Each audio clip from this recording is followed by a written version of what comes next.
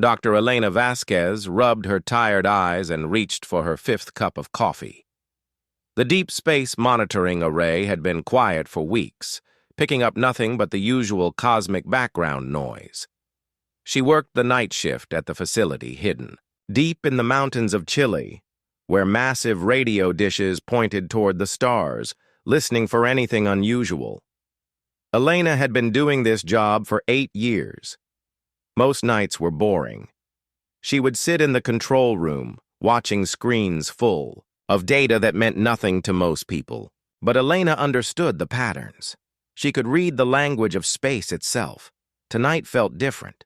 Something was wrong with the usual cosmic rhythm. At 2:47 a.m., her equipment started going crazy. The main screen lit up with signals unlike anything she had ever seen. These weren't natural radio waves from dying stars or black holes. This was artificial. This was made by someone. "Computer, isolate signal source," Elena said, her hands shaking as she typed commands. The signal was coming from a point in space about 47 light-years away. But that wasn't the strangest part. The signal wasn't pointing toward Earth. It was aimed at a different star system entirely, about 12 light-years from the source. Elena had discovered something that wasn't meant for human ears. She called her supervisor, Dr. James Wright, who arrived at the facility within an hour. James was a serious man who rarely showed emotion, but when he saw Elena's data, his face went pale. "Are you sure about this?" James asked, staring at the screens. "I've checked it 6 times, Elena replied. "This is a communication between 2 different locations in space. We just happened to be in the right place to intercept it." They spent the next 4 hours trying to decode the message. The signal used mathematical patterns that suggested intelligence, but the language was completely alien. Elena had studied every known method of communication, but this was something new. By dawn, they had made a breakthrough. The message contained star charts and what looked like countdown timers. More importantly, there were images, terrible images of dead worlds and destroyed space stations. "James, I think this is a warning," Elena whispered. They called in Dr. Sarah Kim, the facility's best linguist, and Dr. Robert Chen, a specialist in alien communication theories. Even though no one had ever found proof of alien life, these scientists had spent years preparing for this moment. The team worked for 3 days straight. They ordered pizza, slept in the control room, and forgot about the outside world. Slowly, piece by piece, they began to understand the message. The signal came from something called the Keth Mori Republic. They were warning another group called the Veltar Federation about a terrible threat. The message was desperate, filled with fear and urgency. "We have 72 cycles before they arrive," Elena read from their translation. "The Devourers have awakened. They consumed our outer worlds in days. Nothing stops them. They eat everything, planets, stars, entire systems. Evacuation is your only hope." The room fell silent. Dr. Wright broke the quiet. "Devourers?" he said. Elena continued reading.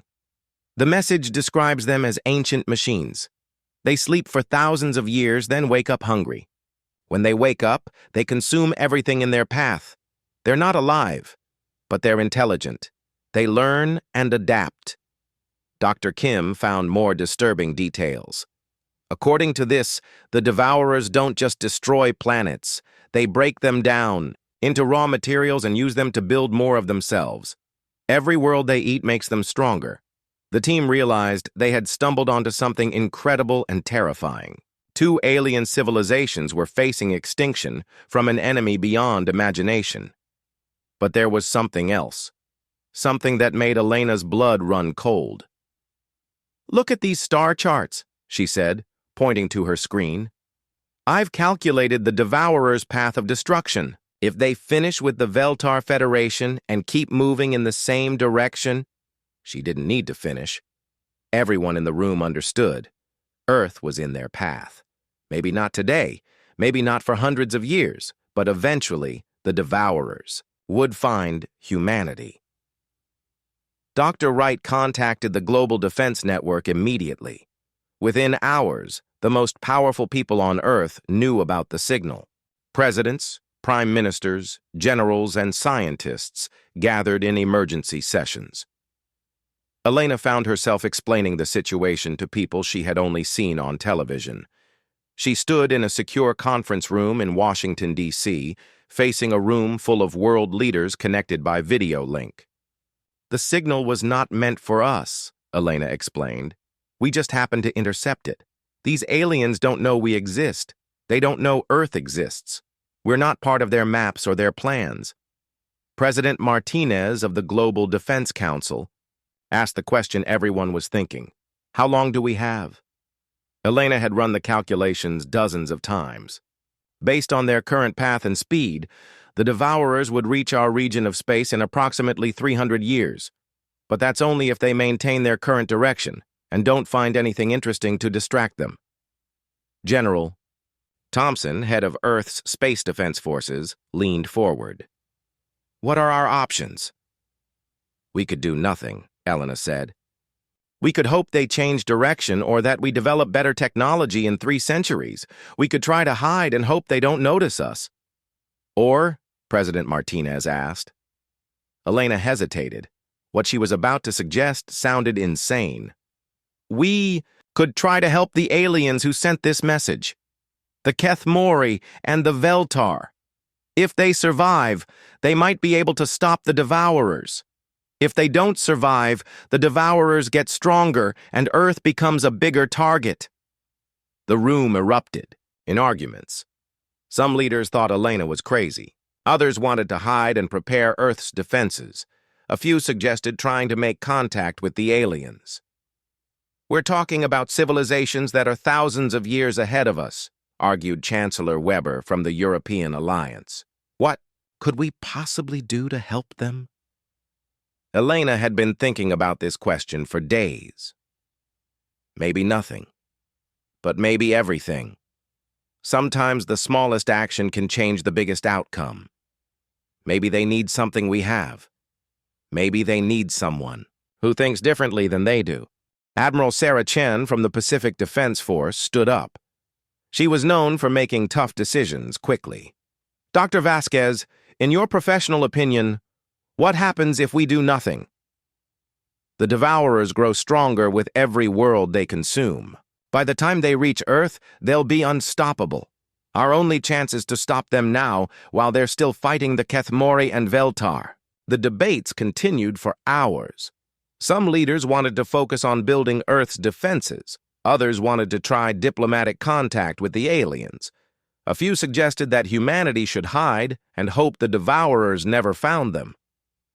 Elena listened to all the arguments, but she kept thinking about the desperate tone of the alien message. The Kethmori had sent their warning knowing they would probably die. They had used their last moments to try to save strangers. That night, Elena stood outside the conference building, looking up at the stars. Dr. Wright joined her. "Scary to think there's a war happening up there right now," James said. "Scarier to think it might be coming here," Elena replied. "Do you really think we can help them?" Elena was quiet for a long moment. "I don't know. But I know what happens if we don't try. I've seen the images in that signal, James. Entire worlds turn to dust. Billions of people just gone." The next morning brought news that changed everything. Astronomers around the world had been studying the region where the signal originated. They found evidence of massive explosions and dying stars. The destruction the aliens described was real. Dr. Martinez, a radio astronomer from Mexico, made the most frightening discovery. "The Devourers aren't just destroying planets," he announced during an emergency session. "They're destabilizing entire star systems. The gravitational effects are spreading. If they continue on their current path, they could trigger a chain reaction that affects hundreds of star systems." Elena realized the situation was even worse than they had thought. The Devourers weren't just a threat to individual worlds. They were a threat to the galaxy itself. That afternoon, she received a call that surprised her. Admiral Chen wanted to meet privately. They met at a small cafe near the Pentagon. Admiral Chen was a small woman with sharp eyes and a reputation for making impossible decisions look easy. "Dr. Vasquez, I need to ask you something, and I need you to be completely honest," the Admiral said. "Do you believe we can make a difference?" Elena thought carefully before answering. "Admiral, I believe we have to try. The aliens in that signal are facing something that could destroy them completely. If we do nothing and they lose, the Devourers become our problem eventually. If we try to help and fail, we're no worse off than we are now.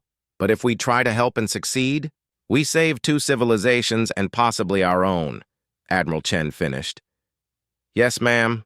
Admiral Chen smiled for the first time since Elena had met her. "Good, because I've been thinking the same thing, and I think I know how we can help. The signal, that wasn't meant for humans, had changed everything." Elena Vasquez, a night shift technician from Chile, had discovered that humanity was not alone in the universe. She had also discovered that the universe was far more dangerous than anyone had imagined. But she had also discovered something else. Sometimes the most important messages are the ones we're not supposed to hear. Sometimes the biggest difference comes from the smallest actions, and sometimes the fate of entire civilizations depends on one person willing to listen to the stars and act on what they hear. As Elena walked back to her hotel that night, she looked up at the sky one more time. Somewhere up there, alien civilizations were fighting for their lives against an ancient enemy. They didn't know that a small blue planet had heard their desperate call for help, but they were about to find out that humanity had a habit of getting involved in things that weren't their business, especially when those things involved helping strangers in trouble. The signal wasn't for humans, but humans had heard it anyway, and that was going to make all the difference. Admiral Sarah Chen stood in the command center of the Global Defense Initiative, watching dozens of screens showing Earth's small but growing space fleet.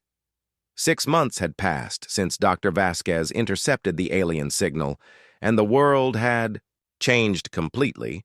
The public still didn't know about the Devourers or the alien civilizations fighting for their lives. World leaders had decided to keep the information secret while they figured out what to do. But behind closed doors, humanity was preparing for something that had never been attempted before. "Status report," Admiral Chen said to her staff. "We have 12 ships ready for deep space travel," reported Captain Torres, her head of operations. "The retrofitting is almost complete on the remaining 8 vessels." Admiral Chen nodded, but she felt the weight of what they were planning. Earth's entire space fleet consisted of 20 ships designed for missions within the solar system. They were now trying to modify them for a journey that would take them 47 light years from home. Dr. Vasquez entered the command center, carrying a tablet full of new data. Over the past 6 months, she had become Earth's leading expert on the alien signals. She had intercepted 17 more messages between the Keth Mori and Veltar civilizations. "Admiral, we've got a problem," Elena said, her face pale. "I just decoded the latest transmission from the Keth Mori Republic. They're losing the war faster than we thought." Elena showed Admiral Chen the translated message on her tablet. The news was terrible. The Devourers had consumed 3 more Keth Mori worlds in the past month. The alien republic was running out of planets to evacuate their people to. "How much time do they have left?" Admiral Chen asked. "According to their own estimates, maybe 6 more months before the Devourers reach their core worlds. After that," Elena didn't finish the sentence. Admiral Chen had been preparing for this moment. For months, world leaders had debated what to do about the alien crisis. Some wanted to focus on defending Earth. Others wanted to try diplomatic contact with the aliens. But Admiral Chen had been working on a third option. "Elena, I need you to prepare a message," the Admiral said. "A message to who?" "To the Keth Mori Republic. It's time to introduce ourselves." Dr. Vasquez stared at her. "Admiral, the World Council hasn't approved any contact with the aliens. President Martinez specifically said..." "President Martinez isn't here," Admiral Chen interrupted. And while the politicians argue about policy, two civilizations are dying. I'm not going to let that happen while we have ships and people willing to help. Admiral Chen had been planning this moment for weeks. She had quietly gathered a group of military officers, scientists, and engineers who shared her views. They called themselves the Intervention Coalition, and they were prepared to act without official government approval. Captain Marcus Torres stepped forward. "Admiral, my ship is ready for launch. The crew has volunteered for the mission." "All of them?" Admiral Chen asked. "Every single person, ma'am. When we explained the situation, nobody wanted to stay behind." Dr. Robert Kim, the mission's lead engineer, joined the conversation. "We've managed to increase the ship's speed by 30%, but it's still going to take us 3 months to reach Kethmori space. By then, they might already be gone." Admiral Chen had thought about this problem for weeks. "That's why we're not going to the Kethmori home system first. We're going to intercept the Devourers before they get there." The room fell silent. Everyone understood what the Admiral was suggesting. She wanted to attack the Devourers directly, with ships that were barely capable of interstellar travel. Captain Torres spoke first. "Admiral, with respect, our weapons aren't designed to fight alien machines. We don't even know what the Devourers look like." "We know they're machines," Admiral Chen replied. "We know they consume matter to build more of themselves. And we know they're intelligent, but not creative. That gives us an advantage." Dr. Vasquez looked confused. "What advantage?" "They've been fighting the same way for thousands of years. They encounter a civilization. They overwhelm it with superior numbers. They consume everything, and they move on. They've never faced anything like humans before." Admiral Chen walked to the main display screen, which showed a map of local space. "The Kethmori and Veltar are advanced civilizations with powerful technology. But they think like engineers and scientists. They plan carefully, they calculate odds, and they make logical decisions." She pointed to Earth on the map. "We're different. We're unpredictable. We take risks that don't make sense. We fight even when we can't win. That might be exactly what this situation needs." Over the next 2 weeks, Admiral Chen's team worked around the clock to prepare for launch. They had to do everything in secret because they knew the world government would try to stop them if they found out. Dr. Vasquez spent her time creating a message to send to the Kethmori Republic. It was the first communication between humans and aliens in history, and she wanted to get it right. "What do you say to introduce your entire species?" Elena asked Dr. Wright one evening as they worked late in the communications lab. "I guess you start with the truth," James replied. "We heard your message. We want to help." Elena's message was simple but powerful. She explained that humans had intercepted the Kethmori warning signal by accident. She described Earth and humanity briefly. Most importantly, she explained that humans were coming to help, even though they had never met the Kethmori before.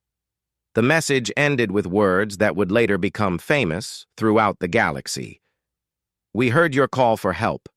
We are not powerful, but we are here. No one fights alone." Meanwhile, the ship modifications were running into problems. Dr. Kim's engineering team was trying to adapt human technology for a mission it was never designed for. "The power systems keep overloading," Dr. Kim explained to Admiral Chen during a progress meeting. "We're pushing these ships beyond their limits." "Can they make the journey?" Admiral Chen asked. "Probably." "Can they fight when they get there?" "I honestly don't know." Captain Torres had been working with the ship crews, and he had news that surprised everyone. "Admiral, we've got more volunteers than we have ships. Word has gotten out among the military, and everyone wants to join the mission." Admiral Chen wasn't surprised. Throughout history, humans had always been willing to fight for others, even when it didn't benefit them directly. "How are we going? To choose who goes?" "We're not," Captain Torres replied. "The crews are choosing themselves. They're forming teams based on skills and experience. It's the most organized volunteer effort I've ever seen." 3 weeks before the planned launch, disaster struck. President Martinez discovered what Admiral Chen was planning and ordered her to stop immediately. Admiral, you are risking a diplomatic crisis with alien civilizations we don't understand, President Martinez said during an emergency video conference. You could start an interstellar war that humanity can't win. With respect, Mr. President, there's already an interstellar war happening, Admiral Chen replied. The only question is whether we help the good guys or wait for the bad guys to come for us. That's not your decision to make. Admiral Chen had been preparing for this confrontation. Sir, according to the Emergency Space Defense Act, I have the authority to respond to immediate threats to Earth's security. The Devourers represent exactly that kind of threat. The legal argument continued for hours, but Admiral Chen knew she was running out of time. The Kethamori Republic was sending increasingly desperate messages. Their evacuation efforts were failing, and the Devourers were moving faster than expected. That night, Admiral Chen made the decision that would change human history. She gathered her core team in a secure conference room and made an announcement. Tomorrow, at 600, we launch the mission with or without government approval. Anyone who wants to leave can do so now, with no consequences. Nobody left. Captain Torres raised his hand. Admiral, what happens when we get back? If we get back? Admiral Chen smiled. If we get back, it means we saved 2 alien civilizations from extinction. I think history will judge us kindly. Dr. Vasquez had been quiet during the meeting, but now she spoke up. Admiral, there's something else. I've been monitoring the alien communications, and I think the Kethamori have figured out that someone else is listening to their signals. What makes you think that? Their latest messages include mathematical proofs and scientific data that seem designed to test whether the listener is intelligent. I think they're trying to communicate with us. Admiral Chen felt a chill of excitement. Have you responded? Not yet. I wanted your approval first. Send them our position and our estimated arrival time. Let them know help is coming. The next morning, as the sun rose over Earth's largest spaceport, 20 ships prepared for humanity's first interstellar military mission. The crews were young men and women from dozens of countries, united by a common purpose: saving strangers they had never met. Admiral Chen stood on the bridge of the lead ship, watching the final preparations. Dr. Vasquez was at the communications station. Captain Torres was coordinating with the other ships, and Dr. Kim was monitoring the modified engines. All ships report ready for departure, Captain Torres announced. Open. A channel to all vessels, Admiral Chen ordered. Channel open, Admiral. Admiral Chen looked around at her crew, then spoke to the entire fleet. Today we begin a journey that no human has ever attempted. We're going to travel further from Earth than anyone has ever gone, to help people we've never met, against an enemy we don't understand. She paused, thinking about the magnitude of what they were attempting. Some people think we're crazy. Maybe they're right. But I know one thing. When someone calls for help, humans answer. It doesn't matter if they're from Earth or from a star. System 47 light years away. It doesn't matter if we've never met them before. It doesn't matter if we're outgunned and outnumbered. Admiral Chen smiled. What matters is that somebody needs help and we can provide it. That's what humans do.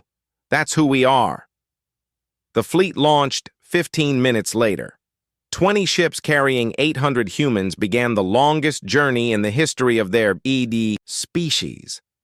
They left behind the only world they had ever known, traveling toward a war that wasn't theirs, to help aliens they had never seen. As Earth grew smaller behind them, Dr. Vasquez sent one final message to the Kethamori Republic. We're coming. Hold on. The signal wasn't meant for humans, but humans had heard it anyway, and now they were going to do something about it. Captain Marcus Torres gripped his command chair as his ship dropped out of faster-than-light travel. After 3 months of travel, the human fleet had finally reached the edge of Kethamori space. What they found there was worse than anything they had imagined. "Dear God," whispered Lieutenant Sarah Park from the sensor station. "Captain, you need to see this." The main screen showed a star system that looked like it was dying. Where planets should have been, there were only scattered. debris fields and strange geometric structures that pulsed with dark energy. In the distance, massive metallic shapes moved between the wreckage like hungry sharks. "Those are the Devourers," Dr. Vasquez said quietly from her position at the communications station. She had spent the entire journey studying intercepted, alien transmissions, learning everything she could about the enemy they were about to face. Captain Torres activated the fleet communication system. "All ships, this is Odyssey. Report status." One by one, the 20 human vessels checked in. They had all made the journey successfully, but looking at the destruction ahead of them, Torres wondered if they had arrived too late to make any difference. "Captain," Dr. Vasquez called out, "I'm detecting a transmission. It's from a Kethmori ship." "Can you translate it?" Elena's fingers flew over her console. "It's a distress call. There's a civilian evacuation convoy under attack about 2 million kilometers from our position." Torres didn't hesitate. "All ships, emergency acceleration toward the distress signal. Maximum speed." "Sir," Lieutenant Park said nervously, "the Devourers in this system outnumber us at least 50 to 1. "Then we better make sure we hit hard and fast," Torres replied. The human fleet rushed toward the battle, their modified engines straining at maximum output. As they got closer, they could see what was happening. A group of large alien ships was trying to protect a convoy of smaller vessels filled with refugees. The protective ships were losing badly. The Devourer attackers were unlike anything humans had imagined. They weren't sleek warships or elegant cruisers. They looked like massive mechanical spiders, all sharp angles and cutting tools. They moved through space with terrifying purpose, tearing apart the alien defenders piece by piece. "New contact," Lieutenant Park announced. "I'm reading one large Kethmori warship still active. It's trying to cover the evacuation, but it's heavily damaged." Dr. Vasquez managed to establish communication with the alien ship. The voice that came through the speakers was deep and musical, but filled with desperation. "Unknown vessels, this is Admiral Zethkar of the Kethmori Republic. Identify yourselves and withdraw immediately. This system is lost." Elena looked at Captain Torres, who nodded. She activated the communication system and spoke words that would echo through galactic history. "Admiral Zethkar, this is Dr. Elena Vasquez of the human vessel Odyssey. We received your distress signals. We're here to help." There was a long pause. When Admiral Zethkar spoke again, his voice was filled with confusion. "Human? I do not understand this word. Are you Veltar? Your ships are not familiar." "We're from a planet called Earth," Elena explained quickly. "We intercepted your communications by accident. We came as soon as we could." Another pause, longer this time. "You came from another world to help us? Why would you do this? We have never met your people." Captain Torres took over the communication. "Admiral, we can explain later. Right now, we need to get those civilian ships to safety. What's the situation?" "The evacuation convoy contains 40,000 refugees from the outer colonies," Admiral Zethkar replied. "My ship is the only escort remaining. We cannot reach the jump point with the Devourers blocking our path." Torres studied the tactical display. The refugee ships were slow and defenseless. The Devourer forces were positioned perfectly to intercept them. The human fleet was fast but lightly armed. "Elena, ask the Admiral about Devourer tactics. How do they usually attack?" Dr. Vasquez translated the question. Admiral Zethkar's response was immediate. "They swarm in large numbers. They use cutting beams to disable ships, then boarding pods to capture the crew. They convert organic matter into fuel and use our technology to build more of themselves." Captain Torres smiled grimly. "They board ships. That means they want to capture vessels intact." He activated the fleet communication system. "All ships, listen carefully. We're going to try something the Devourers have never seen before. We're not going to try to outfight them. We're going to outsmart them." Torres explained his plan quickly. The human ships would split into 2 groups. The first group would attack the Devourers directly, making as much noise as possible. The second group would use the distraction to escort the refugee convoy to safety. "Sir," Lieutenant Park objected, "the attack group won't survive. Those ships will be destroyed." "Not if we do this right," Torres replied. "The Devourers want to capture our ships. We're going to let them try."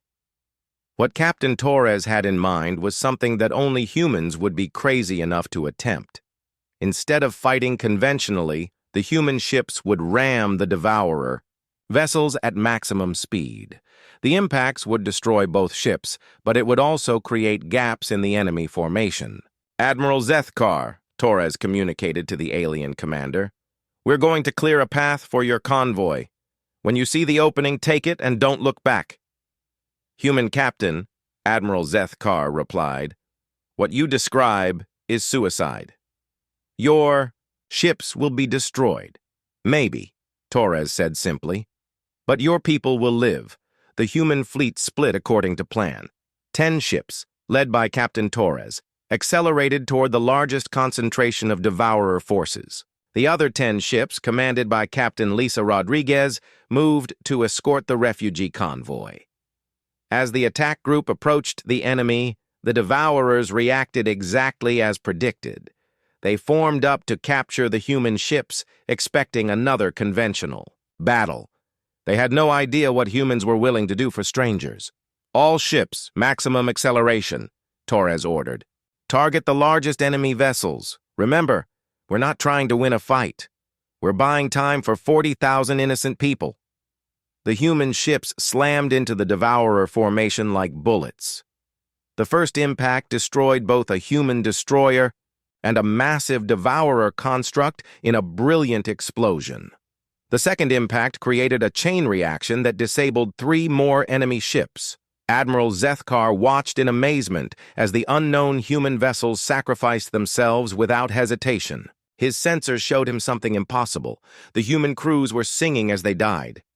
"Elena," Admiral Zethkar called over the communication link, "why do your people do this? Why do they die for strangers?" Dr. Vasquez, now aboard Captain Rodriguez's ship with the escort group, answered while tears ran down her face. "Because it's the right thing to do, Admiral. Because everyone deserves a chance to live." The sacrifice of the attack group worked perfectly. The surviving human ships managed to escort the refugee convoy to the jump point, where they disappeared into faster-than-light travel. Admiral Zethkar's damaged warship jumped away moments later. But the battle wasn't over. Long-range sensors detected more Devourer forces approaching, including ships larger than anything they had seen before. Captain Rodriguez, now in command of the remaining human vessels, faced an impossible choice. "Captain," her tactical officer reported, "we're detecting Kethmori life pods throughout the system, survivors from ships destroyed earlier in the battle." Rodriguez looked at her small fleet of 9 remaining ships. They could jump to safety immediately, or they could stay and try to rescue alien survivors from a system swarming with enemy forces. "All ships. This is Captain Rodriguez," she announced. "We came here to help the Kethmori people.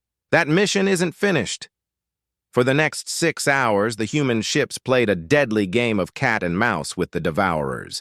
They would dart in, pick up life pods full of alien survivors, then run before the enemy could respond. It was dangerous work that cost them 2 more ships, but they saved over 3,000 Kethmori lives.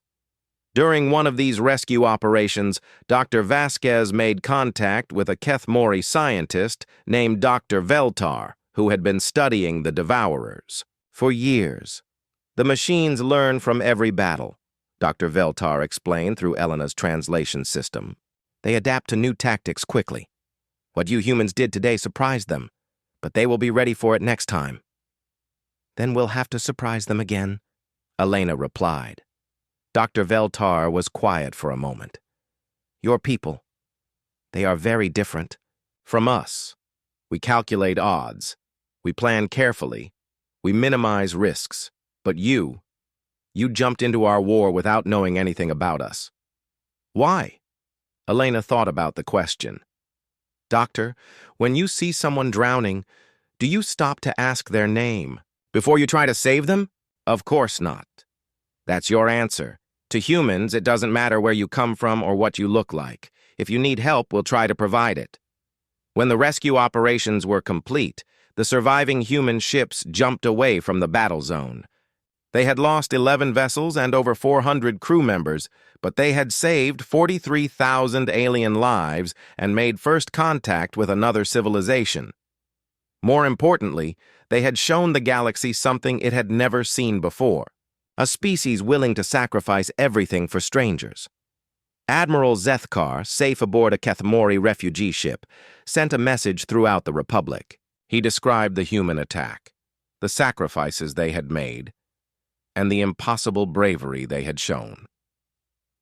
Today I witnessed something that changes everything, his message concluded. We are no longer alone in our fight against the Devourers. We have found allies who fight not for conquest or territory, but for the simple principle that all life deserves protection. The message spread throughout Kethmori space and eventually reached the Veltar Federation. For the first time since the Devourer invasion began, the alien civilizations had hope. Dr. Vasquez, aboard one of the surviving human ships, received dozens of messages from grateful Kethmori families. She couldn't understand most of the words, but she understood the emotion behind them. "Captain Rodriguez," she said, "I think we've started something big here." Captain Rodriguez looked at the tactical display, which showed Devourer forces spreading throughout the system they had just left. "I hope so, Elena, because this war is just beginning." The signal wasn't meant for humans, but humans had answered it anyway. They had traveled across the galaxy to help strangers, fought against impossible odds, and proven that sometimes the most powerful weapon in the universe is the simple willingness to care about others. But the Devourers had noticed them now. The ancient enemy had learned that there was a new species in the galaxy, one that fought with tactics they had never encountered before. The real war was about to begin. Colonel Maria Santos crouched behind a piece of twisted metal, listening to the sound of energy weapons echoing through the corridors of the Veltar research station. Around her, a mixed team of human marines and alien soldiers prepared for what might be their final battle. It had been 3 months since the first human contact with the Kethmori, and everything had changed. The surviving human ships had joined with both the Kethmori Republic and the Veltar Federation, creating the first tri-species alliance in galactic history, but the Devourers had adapted to human tactics faster than anyone expected. "Colonel," Sergeant Williams whispered, "the evacuation transports are loading the last group of civilians. We need 5 more minutes." Maria nodded, checking her weapon. 5 minutes might as well be 5 hours with the enemy forces approaching their position. The Devourers had learned from their first encounter with humans. They no longer tried to capture ships intact. Now they simply destroyed everything in their path. The Veltar research station contained the galaxy's most important scientific data about the Devourers. If the information fell into enemy hands, they would learn how to adapt even faster. The station had to be evacuated completely. "Santos to Rodriguez," Maria spoke into her communicator. "How's the space battle going?" Captain Rodriguez's voice crackled through the static. "We're holding our own, but barely. The Devourers brought 3 times more ships than we expected. Admiral Zethkar's fleet is taking heavy losses." Maria looked around at her team. 12 human marines, 8 Kethmori warriors, and 6 Veltar technicians. They were all that stood between the approaching Devourer ground forces and 5,000 civilian researchers. The strange thing was how well the different species worked together. Despite never having met before, humans, Kethmori, and Veltar seemed to understand each other perfectly when it came to protecting innocent people. "Contact front," called out Private Johnson. "Multiple enemy units approaching from Corridor 7. Maria raised her weapon and prepared to fire. The Devourer ground units were smaller versions of their spaceships, mechanical spiders about the size of dogs, with cutting tools and energy weapons. They moved fast and attacked in swarms. "Remember," Maria called out to her team. Aim for the power cores, the bright spots on their backs. The battle was fierce but short. Human weapons weren't designed to fight mechanical enemies, but they worked well enough. The Kethmori soldiers used energy spears that could slice through devourer armor, while the Veltar technicians had invented special electromagnetic grenades. Colonel, Dr. Veltar called out from behind their defensive position. I'm reading massive energy signatures approaching the station. The devourers are bringing their largest units. Maria knew what that meant. The dog-sized units were just scouts. The real devourer ground forces were machine constructs the size of buildings, equipped with weapons that could cut through solid. Rock, all teams, fall back to evacuation point 3, Maria ordered. We can't hold this position against heavy units. As they retreated through the station corridors, Maria's team passed research laboratories filled with amazing alien technology. Machines that could analyze entire star systems, computers that could predict the movement of galaxy clusters, weapons that could destroy planets. All of it would have to be left behind. The Veltar scientists had worked for thousands of years to build this research station. They were abandoning their life's work to save the lives of strangers from a planet they had never heard of 3 months ago. Dr. Veltar, Maria said as they ran, why are your people helping us? We're the reason the Devourers are here. They followed our ships from the Kethmori system. The alien scientist's translation device converted his musical language into words. Maria could understand. Colonel Santos, 3 months ago, we believed we would die alone, forgotten by the galaxy. Your species proved that no one has to die alone. That is worth any sacrifice. They reached the evacuation point to find chaos. The transport ships were overloaded with refugees, and more civilians kept arriving. Captain Peters, the human officer, coordinating the evacuation, looked stressed. Colonel, we've got a problem, Peters reported. The transports can carry everyone, but we don't have enough escort ships to protect them during the flight to safety. Maria looked at the tactical display. The space battle was going badly for the Allied forces.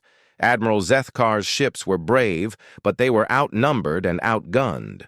Captain Rodriguez's human vessels were faster and more unpredictable, but there weren't enough of them to make a difference. How long until the next group of transports arrives? Maria asked. 16 hours minimum, Peters replied. We don't have 16 hours. The Devourers will overrun this station in less than 4. Dr. Veltar approached them with an idea that sounded insane even by human standards. Colonel, there is another option. The station's main power core could be overloaded to create a massive explosion. It would destroy the Devourers in this system, but it would also destroy the station and anyone still on it, Maria finished. Yes. Maria considered the option. If they evacuated everyone now with insufficient escort, the refugee transports would be destroyed during the journey to safety. If they stayed and fought, everyone would die when the Devourers overran the station. But if they could rig the power core to explode after the transports were safely away, Dr. Veltar, how long would it take to set up the overload? With human and Kethmori assistance, perhaps 2 hours. But the explosion would be visible from several star systems. It would be like setting off a small star. Captain Rodriguez's voice came through the communicator with urgent news. Santos, we've got incoming reinforcements. Admiral Chen just arrived, with half the Earth fleet. Maria felt a surge of hope. Admiral Chen had come personally, which meant Earth was taking the alliance seriously. How many ships? 43 vessels, including some new designs I've never seen before. Through the station's observation windows, Maria could see the space battle changing. The human reinforcements weren't just fighting conventionally. They were using new tactics that the Devourers hadn't encountered before. Admiral Chen's flagship, the Constitution, was leading a group of smaller ships in what looked like a complex dance around the larger Devourer constructs. Instead of trying to destroy the enemy ships, they were forcing them to collide with each other. Santos to Admiral Chen, Maria called over the fleet communication system. Chen here, Colonel. Heard you're having some trouble down there. Nothing. We can't handle, ma'am. But we've got 5,000 civilians who need safe passage out of the system. Understood. Give me 30 minutes to clear a path. What happened next became legendary throughout human space. Admiral Chen's fleet began, using the space around the research station like a three-dimensional battlefield. Human ships would accelerate toward devourer forces, then change direction at the last second, causing the enemy to crash into asteroids or each other. Meanwhile, Colonel Santos and her team worked with Dr. Veltar to prepare the station's power core for overload. It was dangerous work that required precise timing and perfect coordination between 3 different species using completely different technologies. The irony is beautiful, Dr. Veltar commented as they worked. We're using a Veltar power core, Keth Mori control systems, and human timing devices to create something none of our species could build alone.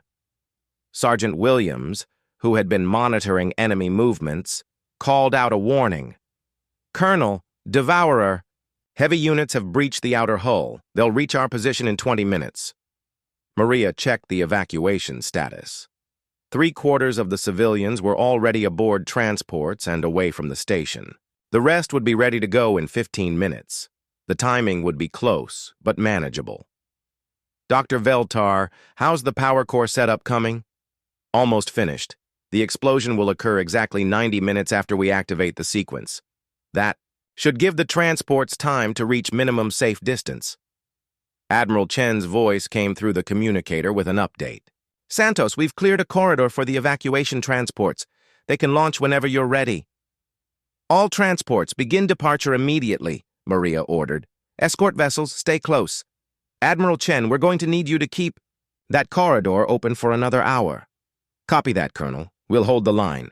As the evacuation transports launched, carrying the last of the civilian researchers to safety, Maria's team prepared for their final task. They had to hold the station long enough for the power core overload to activate, then somehow escape, before the explosion. The problem was that the nearest human ship was too far away to reach them in time. Colonel, Private Johnson said quietly, looks like we're not making it out of this one. Maria was about to agree when Dr. Veltar made an announcement that surprised everyone. There is one possibility. The station has experimental short-range teleporters in the main laboratory. They were designed for emergency evacuation of research teams. The range is limited, but it might be enough to reach Admiral Chen's ships. Might be enough? Sergeant Williams asked. The teleporters have never been tested with humans. They were designed for Veltar physiology. The process could kill you. Maria looked around at her team. Human Marines, Keth Mori warriors, and Veltar technicians, all facing the same impossible choice. They could stay and die certainly when the station exploded, or they could try the teleporters and possibly die from incompatible alien technology. What do you think, people? Maria asked. The answer was unanimous. They would try the teleporters. As devourer forces broke through the final defensive barriers, Maria's team activated the power core overload and ran for the experimental teleporter room. Behind them, they could hear the sound of mechanical enemies cutting through the station's hull. 90 minutes and counting, Dr. Veltar announced as he programmed the teleporter coordinates. One by one, the team members stepped into the alien teleporter system. The sensation was unlike anything humans had ever experienced, like being turned into light stretched across space and reassembled somewhere else. When Maria materialized on Admiral Chen's flagship, she was amazed to find herself still alive. Around her, the rest of her team was appearing in flashes of energy. "Welcome aboard, Colonel," Admiral Chen said with a smile. "I trust your mission was successful?" "Yes, ma'am. The station is clear and the power core will detonate in about 80 minutes. Admiral Chen nodded and gave orders to withdraw all Allied ships to safe distance. As they pulled back, Maria watched the research station through the observation windows. It looked so small and fragile compared to the massive devourer forces surrounding it. When the explosion came, it was visible across half the star system. The Veltar research station became a temporary star, destroying hundreds of Devourer constructs and clearing the entire region of enemy forces. But more importantly, the explosion sent a message throughout the galaxy. The alliance between humans, Kethemori, and Veltar was real, and they would fight together against any threat. Dr. Veltar, standing beside Maria as they watched the explosion fade, spoke words that would be remembered for centuries. Today, 3 species became one people. Today we learned that the galaxy is not as dark as we thought. The signal wasn't meant for humans, but humans had answered it. And in answering, they had created something the galaxy had never seen before. A coalition of species united not by conquest or convenience, but by the simple belief that everyone deserved protection. The war against the Devourers was far from over. But for the first time since it began, the defenders had hope. Admiral Sarah Chen stood on the bridge of her flagship, looking at the tactical display that showed the most important battle in galactic history. Before her lay the threshold, a narrow passage between spiral arms that the Devourers had to cross to reach the inner galaxy. If the Allied forces lost here, billions of worlds would fall. 6 months had passed since the alliance between humans, Kethemori, and Veltar was formed. The coalition had grown to include 12 species, but they were still vastly outnumbered by the Devourer swarm approaching the threshold. "Admiral," Captain Rodriguez reported from her position at the sensor station, "long-range scans confirm our worst fears. The main Devourer force contains over 10,000 constructs, including some that are larger than anything we've seen before." Admiral Chen studied the display. The largest Devourer constructs were the size of small moons, bristling with weapons and manufacturing facilities. Each one could produce hundreds of smaller units while fighting. The Allied fleet consisted of only 800 ships from all participating species. Dr. Elena Vasquez, now serving as the Coalition's chief communications officer, received a transmission from Admiral Zethkar's command ship. "Admiral Chen, the Kethemori fleet is in position at coordinates 77 Alpha. Admiral Zethkar reports his ships are ready for the final battle." "And the Veltar forces?" Admiral Chen asked. "Dr. Veltar's science vessels are positioned behind the main battle line. They've been working on something they call the last option, but they won't tell me what it is." Admiral Chen had learned to trust her alien allies completely over the past months. Each species brought unique strengths to the coalition. The Kethemori were master strategists with powerful weapons.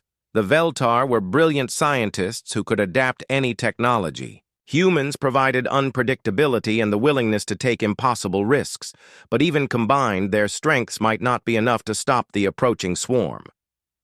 "Admiral," Dr. Vasquez called out. "Incoming transmission from Dr. Veltar. He says he needs to speak with you privately." Admiral Chen took the communication in her ready room. Dr. Veltar's image appeared on the screen, his alien features showing something that translated clearly as desperation. "Admiral Chen, I must tell you about the plan my people have developed. It is extreme." "How extreme?" Admiral Chen asked. "We have discovered how to create a gravitational cascade that would collapse the threshold passage permanently. It would trap the Devourers on the far side, but it would also trap any ships in the passage when it happens." Admiral Chen understood immediately. "You're talking about a suicide mission." "Yes. The cascade requires precise detonation of gravitational charges throughout the passage. The ships placing those charges will not be able to escape." "How many ships would we need?" "All of them, Admiral. Every vessel in our fleet would need to carry charges and position them perfectly. The timing must be exact, or the cascade will fail." Admiral Chen was quiet for a long moment. Dr. Veltar was describing a plan that would save the galaxy by sacrificing everyone in the Allied fleet. "Does Admiral Zethkar know about this?" she asked. "We briefed him 1 hour ago. He has agreed to the plan, as have the other species commanders. We are waiting for your decision." Admiral Chen looked out the viewport at the human ships under her command. 500 vessels carrying over 50,000 crew members. Young, men and women who had volunteered to travel across the galaxy to help strangers. Now she was being asked to order them all to their deaths. Dr. Veltar, give me 10 minutes to brief my people. Admiral Chen returned to the bridge and gathered her senior staff. She explained the situation clearly and honestly, holding nothing back. So that's our choice, she concluded. We can fight conventionally and probably lose, allowing the Devourers to overrun the galaxy. Or we can sacrifice our fleet to stop them permanently. Captain Rodriguez spoke first. Admiral, what happens to Earth if we go through with this plan? Earth will be safe. The threshold is the only passage large enough for the main Devourer force. If we collapse it, they'll be trapped on the far side of the galaxy. Colonel Santos, who had been promoted to head of Marine Operations after her heroics at the research station, raised a practical question. Admiral, how do we know the plan will work? We're talking about untested Veltar technology. We don't know, Admiral Chen admitted, but we know what happens if we do nothing. Dr. Vasquez had been monitoring communications throughout the fleet. Admiral, I'm getting reports from ships throughout the coalition. Word about the plan is spreading. What's the reaction? Elena smiled. They're volunteering, ma'am. Every single ship. The Keth Mori are calling it the Great Sacrifice. The Veltar are treating it like a scientific experiment that will save the galaxy. And the humans, what are the humans saying? They're asking if they can sing while they do it. Admiral Chen felt a surge of pride in her species. Humans had always been willing to sacrifice for others, but this was beyond anything in their history. Open a channel to all Allied vessels, she ordered. When the communication link was established, Admiral Chen found herself addressing the largest coalition fleet ever assembled. Representatives from a dozen species united in their determination to protect the galaxy. This is Admiral Chen to all coalition forces. You've all heard about the plan to collapse the threshold. I want to make sure everyone understands what we're volunteering for. She paused, looking around at her own bridge crew. We're going to position our ships throughout the passage and detonate gravitational charges simultaneously. The explosion will create a cascade that permanently seals this route into the inner galaxy. The Devourers will be trapped, and billions of worlds will be safe. Another pause. We will not be coming home from this mission. Every ship, every crew member, everyone who participates in this plan will die. We're asking you to give your lives for people you've never met, on worlds you've never seen. Admiral Chen smiled. I know what your answer will be, because I've spent months fighting alongside all of you. I've seen Keth Mori warriors charge impossible odds to save human civilians. I've watched Veltar scientists risk their lives to rescue Keth Mori refugees. I've seen humans sacrifice everything for alien strangers. The communication channel filled with responses from across the fleet. Different languages, different species, but the same message repeated over and over. We're ready. Admiral Zethkar's voice came through clearly. Admiral Chen, the Kethamori fleet stands ready to fulfill our duty to the galaxy. Dr. Veltar's scientific team reported that the gravitational charges were ready for deployment. Captain Rodriguez looked at Admiral Chen with a question in her eyes. Admiral, should we inform Earth about what we're planning? Admiral Chen considered it. Earth didn't even know where their fleet was or what they were doing. The last communication home had been months ago. Send a message, she decided. Tell them we found what we were looking for. Tell them the galaxy is bigger and more wonderful than we ever imagined. Tell them humanity has friends among the stars now. The deployment began 2 hours later. Allied ships spread throughout the threshold passage, each carrying gravitational charges designed by Veltar science and built with Keth Mori technology and human engineering. It was a perfect example of what the coalition had become. Different. Species working together to accomplish the impossible. As the ships moved into position, something unexpected happened. Crew members from different species began transferring between vessels, creating mixed crews on every ship. Humans served alongside Keth-Mori warriors. Veltar scientists worked with human engineers. Everyone wanted to face the end together. Dr. Vasquez found herself aboard a Keth-Mori vessel, working with their communications officer to coordinate the final preparations. "It's strange," she said to her alien colleague. 6 months ago, none of our species had ever met. Now we're dying together to save people we'll never see." The Keth-Mori officer's translation device rendered his musical language into words. "Dr. Vasquez, I have learned much about humans in these months. You have a saying, 'No one left behind.' Today, we make sure the galaxy itself is not left behind." The Devourer advance force reached the threshold 4 hours later. The massive constructs began moving into the passage, confident that nothing could stop their advance toward the rich star systems beyond. They had no idea that 800 ships were waiting for them, crewed by beings who had decided that some things were worth dying for.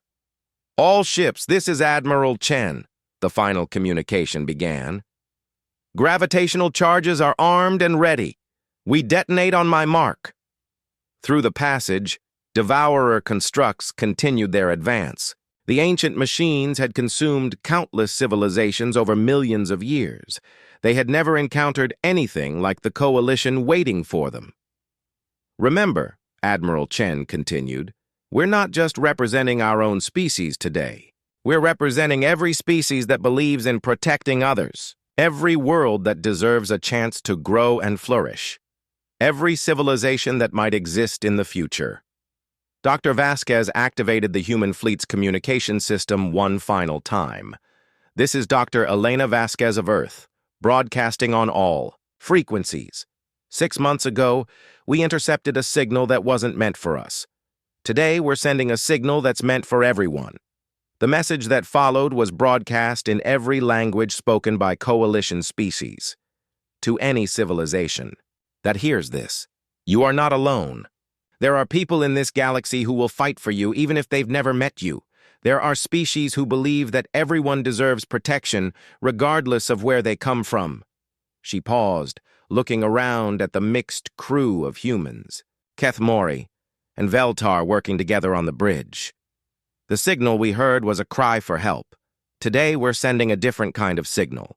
We're proving that help comes to those who need it. We're showing that the strongest force in the universe isn't weapons or technology. It's the willingness to care about others." Admiral Chen's voice cut across all channels. "All ships, detonate charges on my mark. 3, 2, 1, mark." The explosion that followed was visible from 1,000 light-years away.